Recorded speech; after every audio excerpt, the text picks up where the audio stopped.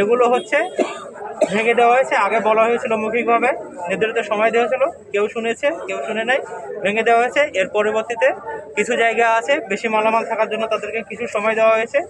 যদি হচ্ছে তারা নিজেতে নিয়ে যায় তো খুব ভালো তাদের জন্য, আর যদি না নেয় তাহলে আমাদের যে অভিযান পরিচালিত আছে, আমাদের দেখতে পাচ্ছেন আমরা আমাদের আইনানুগ যে ব্যবস্থা সেটা নেব। আমরা উন্নয়ন হয় যেভাবে, সেটার জন্য এই হাটটা একটা মডেল হাট হিসেবে এটাই আমাদের পরিকল্পনা। ধন্যবাদ।